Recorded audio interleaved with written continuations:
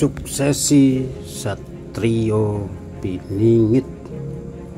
Pembicaraan Satrio Piningit cukup hiruk pikuk di media sosial.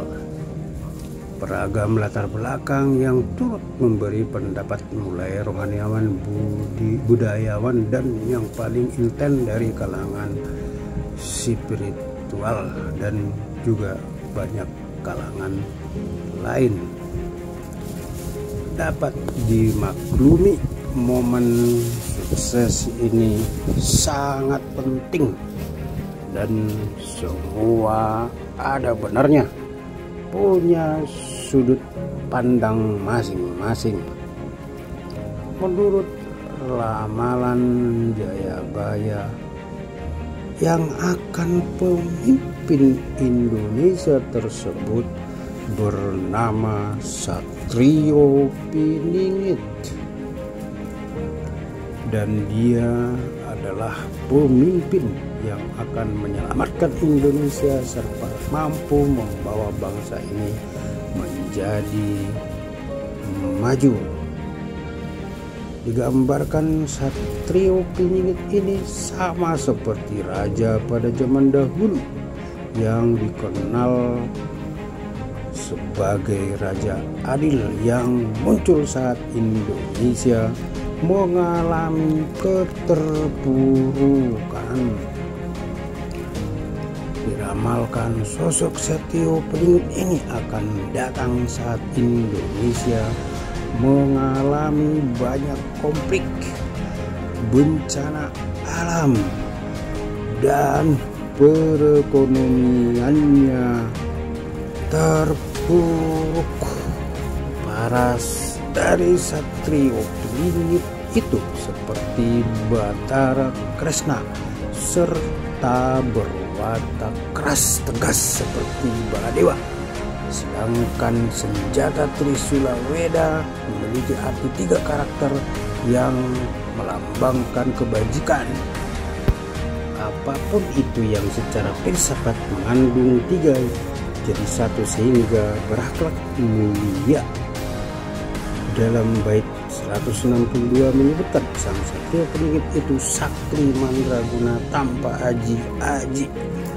Kalimat tersebut secara tegas menjelaskan bahwa derajat keilmuan dimiliki oleh Satrio Piningit ini bukan melalui perantara dari tahlukannya lagi, tapi langsung atas kuasa dan kehendak sang penguasa semesta alam.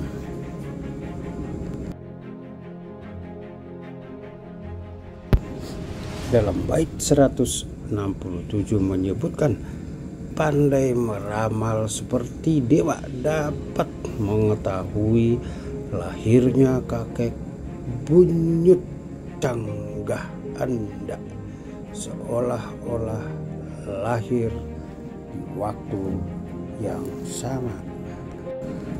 Tidak dapat ditipu karena dapat membaca isi hati, bijak, cermat, dan sakti mengerti sebelum sesuatu terjadi.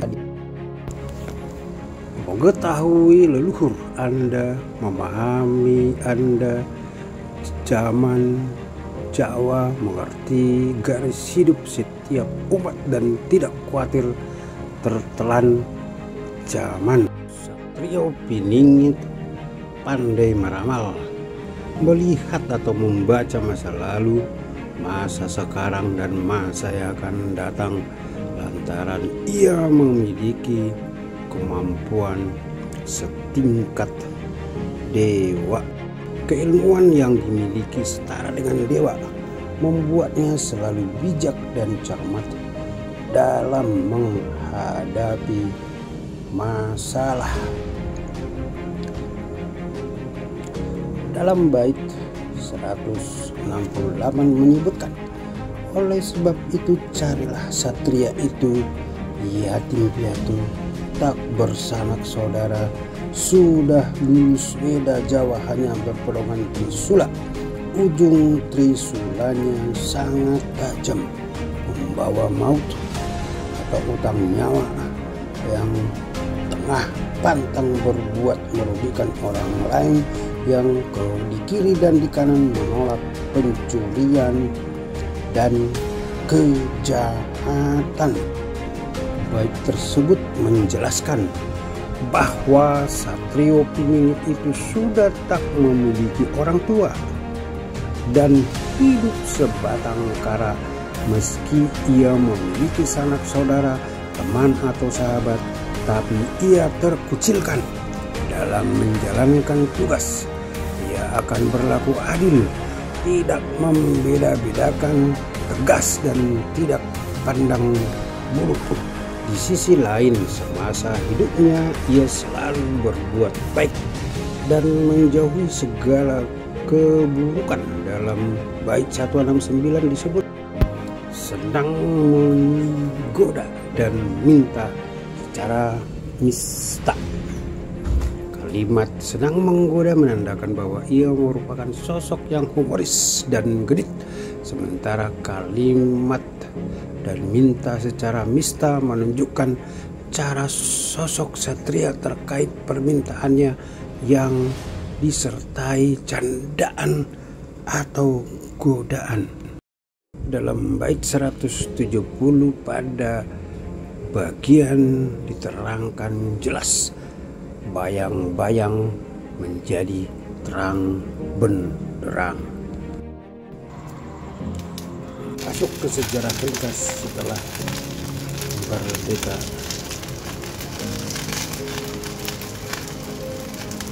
Diawali dengan Bung Karno, proklamator negara Republik Indonesia ini dilantik sebagai Presiden Republik Indonesia pertama oleh Badan Persiapan Kemerdekaan Republik Indonesia atau disingkat dengan PPKI tanggal 18 Agustus 1945.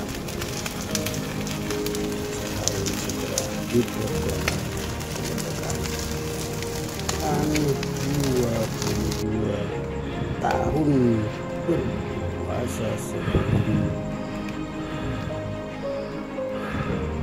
Soeharto, presiden kedua, berkuasa 32 tahun, terlepas dari plus minus selama berkuasa 54 tahun kedua presiden tersebut. Dari 76 tahun Indonesia merdeka, sisanya 22 tahun oleh 5 presiden lainnya. Itu semua ada cita-cita, ada janji, ada realisasi. Secara umum saja ada banyak hal penting yang tak terwujud. Tobat berpendapat. Proses berdiri adalah tahapan atau siklus perkembangan suatu bangsa melalui proses gonjang-ganjing. Negara mengalami situasi sebagaimana yang digambarkan Tuhan, bencana, ekonomi, roh, akhlak jauh dari ajaran Tuhan. Situasi demikian tentu ini ada faktor penyebabnya. Mengamati sejarah bangsa ini 350 tahun dijajah. Setelah merdeka butuh pembenahan mental, membangkitkan spirit bangsa yang merdeka bernilai tinggi karena alamnya kaya raya, cepat bangkit, belajar karena tertinggal selama dijajah. Sangat disayangkan perilaku dan kebiasaan-kebiasaan negatif saat dijajah melekat dan diwariskan. Masa 22 tahun setelah merdeka di bawah kepemimpinan Bung Karno, terlepas plus minus ada hal penting yang kurang maksimal yang harusnya paling utama, dan Bung Karno menyampaikan secara terbuka karakter building sebelum pembangunan fisik. Yang utama adalah itu karakter. 76 tahun berjalan sudah, karakter yang didambakan tak terwujud, bahkan karakter yang sudah menjadi trademark leluhur bangsa ini. Bangsa yang bergotong royong, ramah, terbiasa dengan kebersamaan dan persatuan. Secara umum yang tersisa ada pada bangsa ini budaya individualistis, kualitas SDM kurang, yaitu spiritnya, skill, mental petarung, akhlak malah terkikis digantikan arus budaya luar yang individualistis. Karena berubah bekas galian asing untuk menguras emas, tambang batu bara dan material lainnya. Anggaran mewujudkan ekonomi kerakyatan tidak semanis anggaran besar yang dikeluarkan dan juga realisasi real yang dirasakan. Hutan gundul, kayu digondol dan dieksploitasi habis-habisan oleh mayoritas para kapitalis. Tambah lagi suksesi kepemimpinan yang kurang kondusif, malah 2 kali dilalui dengan berdarah-darah. Kenapa demikian? Faktor utama janji dan aturan tidak dipatuhi secara konsisten. Berjanji untuk menegakkan dan mewujudkan kedaulatan rakyat teracuni dengan adanya kejadian jangka presiden seumur hidup. Kemudian kepemimpinan presiden berikutnya, janji memberantas korupsi, mendengung pidato diperhatikan, pidato hari kemerdekaan, pidato hari korupsi. Namun gaung berita tertangkap korupsi juga sama ramainya dengan berita upaya berantas korupsi.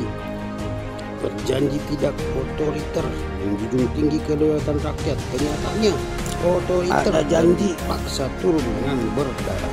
Ada partai petinggi yang sangat menentukan maju mundurnya bangsa. Ada sahabat cinta akan sehati, namun tidak terwujud dan mengeksekusi. Ternyata cara menilai bukan demikian. Ternyata setengah istilah Bung Karno, di mana setengah merdeka ada setengah mati. Merdeka ya merdeka, mati ya mati. Sistem demokratis dan sudah diakui dunia. Apa kenyataannya? Jual beli suara, ada serangan pajar, apa yang saudara bagi-bagi amplop dibungkus dengan acara sosial budaya, bahkan agama sudah dimasuki. Wajar seperti ini kondisinya, semua berkontribusi menggiring bangsa ini pada posisi yang saat ini. Harus pembenahan yang extraordinary karena hampir semua masalah sudah extraordinary. Pemimpinnya pun sudah harus yang extraordinary, tegas, adil dan mampu menenggelamkan berita korupsi. Kapitalis terselubung, lembaga yang efektif dan efisien, independen dan berintegritas. Hal ini sudah tak terkira berapa kali sudah diulang-ulang. Janjinya oleh yang berjanji terlalu sering, berjanji semudah mengucap terima kasih. Bersumpah saja bukan lagi dianggap sakral. Bersumpah sama mudahnya seperti mengucap kata sambutan. Bila tidak demikian, jangan berharap ada pergerakan. Yang ada mungkin bangsa ini digondol kembali, dijajah sebagaimana yang sudah diperingatkan oleh banyak tokoh. Pemimpin ke depan yang mampu melakukan ini adalah pemimpin yang berkapasitas Satrio Piningit yang diramalkan. Satrio Piningit yang direka-reka sudah ada di suatu tempat. Ciri-ciri fisik demikian dan identitas yang mengarah ke fisik sah-sah saja, namun agar masyarakat tidak dikelirukan mencitrakan si A, si B, si C, pendapat topat kembali ke Satrio Piningit. Benar adanya bahwa bangsa ini bisa maju, tentu harus beresin dulu masalah yang tertumpuk ini. Pes baru melangkah ke lembaran baru. Yang menjadi patokan Satrio Piningit yang dimaksud adalah laku karakter yang digambarkan di kitab tersebut. Jangan dibalik, tentukan dulu orangnya, lalu digiring bahwa orang tersebut melekat karakter Satrio Piningit. Namun yang tepat, lihat apakah karakter dan ciri capability yang disebutkan pada kitab tersebut ada pada orang tertentu, baru bicara Satrio Piningit. Hentikan rekayasa, hentikan pencitraan, hentikan pembenaran. Saudara bisa lihat apa yang benar harus dijanjikan. Berkemampuan Satrio apa yang rakyat partai berterima kasih kepada pihak yang menunjukkan usaha ini agar sejak dini sudah dapat menghadapi hal. Buatlah ini sebagai acuan untuk ada janji orang yang datang ke hadapanmu. ada cita Tidak akan butuh sampai paruh tersebut untuk menilai jika tidak memenuhi sampaikan saya di nasihat positif ke individu tersebut seluruhnya agar mengurungkan nafsu dan keinginannya ke depan sungguh berat dan risikonya potensi berdarah-darah bila Satrio Pendigit yang muncul adalah KW atau hasil rekayasa. Demikian ulasan perihal Satrio Pendigit ini dari aspek sejarah. Dengan kerendahan hati, kiranya sedulur tidak dimanfaatkan oleh pihak-pihak tertentu membelokkan isu Satrio Pendigit menjadi kepentingan politik pihak tertentu. Semoga pendapat dan penjelasan tempat ini berguna dan membantu pencerahan dan memperkaya pemahaman para sedulur. Melengkapi uraian-uraian yang sudah terlontar ke masyarakat, nantikan YouTube berikutnya dengan tinjauan berdasarkan kitab suci dan perpolitikan bangsa ini. Salam persaudaraan, salam rahayu.